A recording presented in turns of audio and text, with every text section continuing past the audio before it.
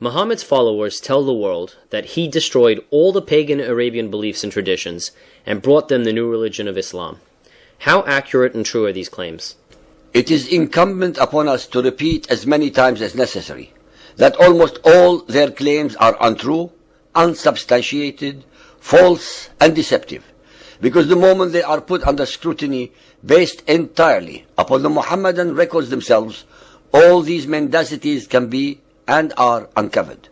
Let us start with the fact that all Muhammadan scholars agree that the practice of pilgrimage existed centuries before the rise of Muhammadan Islam. Muhammad and his pagan Arab, the tribe of Quraysh, as well as other pagan Arabs, were accustomed to celebrating this pilgrimage. Even after Muhammad declared himself the apostle of Allah, he and his followers continued to perform the pilgrimage's rites with the pagans at the Kaaba, which was still a house of idolatry since it still contained all 360 idols of stone.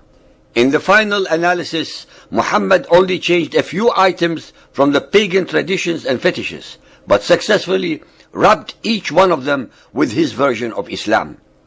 Almost every major Islamic history book documents these facts.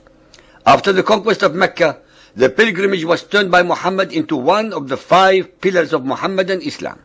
Muhammad banned the Arab polytheists from the Hajj after the year of the conquest. They were given 4 months either to embrace his cult of Islam or be slaughtered. Thus it will always be with peaceful Muhammadan Islam. After that, Muhammad made very slight changes in the ceremonial rituals of the pilgrimage, although he destroyed all the idols of the Kaaba. Yet Muhammad himself continued to practice many pagan rituals. He did not abolish them nor reject them. This created some consternation among some of his followers who expected him to completely uproot these idolatrous rudiments. Muhammadan Muslims continued and continue to date to practice many of the pre-Islamic pagan rituals, such as running between the 2 hills of Safa and Marwa or kissing the black stone. In the first case, Arab polytheists were accustomed to running between the 2 hills to glorify the idols that were erected, whom they called Isaf and Na'ila. When Muhammad destroyed the idols, his followers were ashamed to continue this practice and asked Muhammad about it. Soon he claimed that a Quranic verse was revealed to him in which this practice was reordained. Hadith Bukhari 2.195, for instance, remarks, one of the companions said to Anas bin Malik, "Did you used to hate running between the Safa and Marwa?" He said, "Yes, because it was part of the pre-Islamic rituals until Allah gave Muhammad this verse and proclaimed that it was also one of Allah's ceremonial rites." We also read in Sahih Muslim 3.411, adherents of the Prophet, when they were still in the pre-Islamic period, used to come up to visit 2 idols, Isaf and Na'ila. Then they would go and run between Safa and Marwa. Then they would have their hair cut. When Islam was established, they hated to run between them, but Allah sent down this verse, Al-Baqarah 2.158. Safa and Marwa are among the symbols of Allah. So if those who visit the house in the season or at other times should compass them round it, there is no sin in them. In Asbab al-Nuzul by Imam al-Suyuti, page 27, Ibn Abbas himself said, the demons in the Jahiliyyah used to circumnavigate all night around these 2 mountains. The idols were erected between them. When Islam came, they, the Muslims, said, "O Apostle of Allah, we would never run between the Safa and Marwa because this is an unfavorable matter which we were accustomed to do in the Jahiliyyah." Thus Allah gave the verse above. This unfavorable matter was strongly related to idolatry, but even so, Muhammad refused to abolish it, and several Quranic verses were given to confirm it. Muhammad himself performed it, and Muhammadan Muslims are still practicing it today. Fiqh Sunnah 5.85 attempts to explain the historical background for the sa'i, the running between Safa and Marwa. Ibn Abbas said, Prophet Ibrahim brought Hajar, his wife, and her son Ismail, whom she was still nursing as a baby, and left them at the site of the house of Allah under a tree above the Zamzam. Mecca at that time was a place where there was neither water nor any dweller. He left a bag of dates and a container of water for them. Hajar drank from her water container and nursed her baby until all the water she had was gone. Her son grew hungrier and hungrier. She could hardly bear to look at him. She went and stood at Safa, the hill nearest to her. She looked down the valley to see if there was someone who could help. She could see no one. So she climbed down Safa and reached the valley. She struggled hard, crossed the valley, and reached Marwa. She stood on Marwa and looked around. Still, she could not see anyone around. She repeated this 7 times. Ibn Abbas added, the Prophet said, it is to commemorate this walk that pilgrims walk between Safa and Marwa.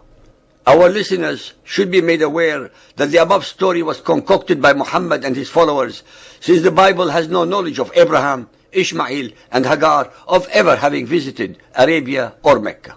In fact, the names Allah, Mecca, Kaaba, Zamzam, etc. do not exist anywhere in the Bible. Moreover, why would Allah have a house in Mecca where there was no water and no people?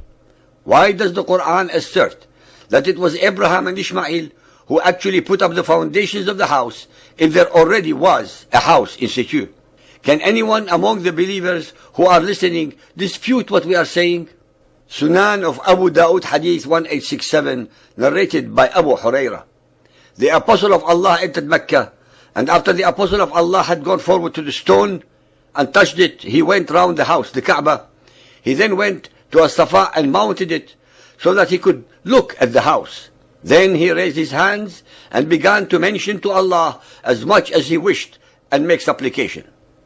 Al-Tirmidhi Hadith 2624, narrated by Aisha.